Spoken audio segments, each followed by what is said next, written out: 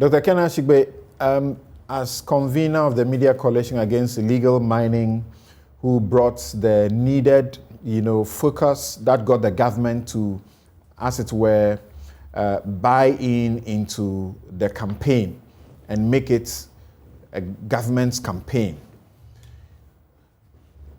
You are worried to hear Professor Frimpong Boateng say what he said, knowing where he sat as the minister and the one under whom the Operation Vanguard began to flush out, the galamseyers. But do you trust that this call to the police will yield any fruit? I think that's the bigger question. Well, thank you very much, Samson. And was I surprised at what Prof said? No. And the MPP, Ashanti Regional Chairperson of their party, the Minister for Lands and Natural Resources, fingered his company as being involved in this illegality. What has happened to him? We have petitioned the AG and the police. IGP says he's referred it to the CID Director General.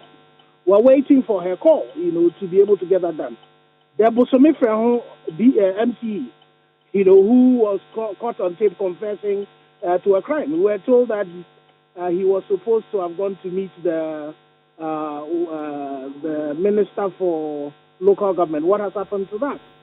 So it is a fact that the only reason why we've not been able to deal... There was action taken against him. He was dismissed, right?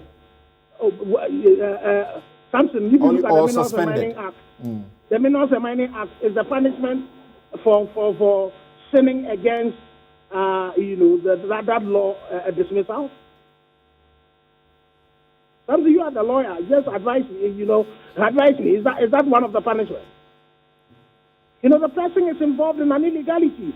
The NPP itself had gotten the punishment, increased. And you were expecting that somebody like this, we would see the sanctions that would apply to the person. What has happened? So I am, the elephant in the room is that the political parties, and it's not just the NPP, the NDC as well, are benefiting from galamsey. And, we just pretend to want to fight it. And we're not doing anything about it. So if we really want to fight this, we all need to make sure that the hot stove principle acts.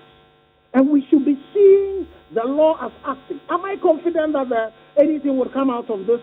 Again, as a student of social sciences, I would want to go and look at the results, empirical results of what has happened to all the investigations that had happened in the past. Look at the situation of when Anas did his piece on galamsey. What did the CID do? I remember even as managing director of graphics, then when there was one guy who then came against the president when he put his, and was out there saying that they were involved in galamsey. The police did nothing about it. When it comes to the people who really matter, in fact, I think as far as we know, Charles Bisu, who was involved in that, has said consistently that the police exonerated him, and presently he's actually attacking through legal means, really. The special prosecutor, that he ought not be put before court over that matter. But that's basically what I'm saying, so that you see very clearly, crime being committed, then the police take it and the whitewash. You go back and read that report that the police did in whitewashing it. And that's why I'm happy the special prosecutor is going after him. And it's up to Charles to go and defend himself. But it is important that the leadership of this country realize the fact that where we are sitting, we are in an existential crisis. And when you have the chairman of the interministerial committee come to tell you that this is what is happening, how would dare anybody doubt what it is that they're doing? Yes, well, we're in a country of a rule of law, so the investigation should happen. But unfortunately, historically, the police, the CID has not given us hope. And I'm telling you about the situation about, Akonta Mining, who you have stories done by the media that have provided evidence. And then you have the minister in charge of mining, You have the regulator in charge of mining coming out, and mention the fact that this person is involved in illegally mining in the Tanonimri Forest Reserve. If you look at the fact that with him, the people of Samraboy had a class where it had to take the police to go and separate it. And the reason was because they were going in there to mine. There's so much evidence, no prosecution has happened. So it is really important for us to know that as we are sitting on the time bomb. And so we need to go beyond just the rhetoric of saying that this investigation should happen. And I'm hoping that the IGP and the new Director General of CID, we should give her also the benefit of the doubt, should give us that hope to say that something is really going to happen. But my friend who talks about the fact that it's individuals, it's not just individuals. There are individuals who are in charge of institutions. And one of them is your chairperson of, the Ashanti Regional Chairperson, who is involved in an illegality. And nothing seems to be happening to him. These are the things that embolden the young people to the extent that Gold Stars, you have illegal miners run around, burn equipment, burn their core sheds and all of that. Massive investment that have been done have all gone, gone to waste. And what is happening? The sad thing is I've not even heard the government say anything about this thing, where people who actually have been given the license to mine, you have an attack, Marubi mob involved in an illegality, attack them, and nothing has been said about it. So we seem to be supporting rather those who are involved in the illegality. Or no, but Dr. Ashigbey, what do you want the government to be saying when an illegality has been committed, which the police or the law enforcement must take charge? You are referring to the Golden Star Resources mine, where just last week, illegal miners burnt 12 of their vehicles there, attacked the company. That is crime. Everything, the whole illegal mining thing is crime. And you see, so our attitude to it, demonstrating to people that we have zero tolerance for it.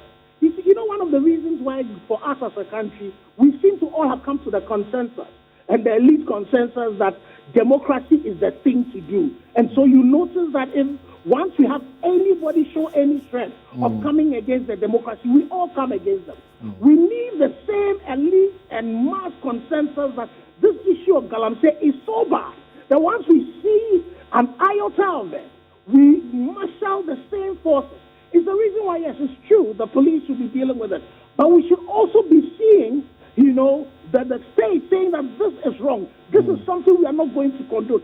And we all will come together. And coming together, you need both the NDC and MPP coming together and say that when it comes to the issues of Galamsey, when it comes to this thing that's an existential threat, we are all united in it and we'll fight it and not play it as the political ping pong just to be able to want to win, favor of the people. Because the thing that happens is that it is just the access that change.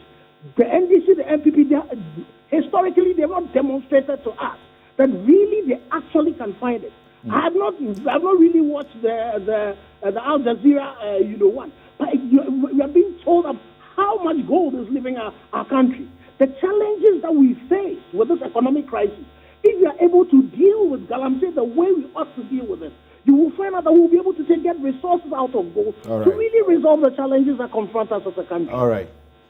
Thank you very much, Dr. Ken Ashigbey is the convener for media, the Media Against Coalition Against Illegal Mining. Thank you very much.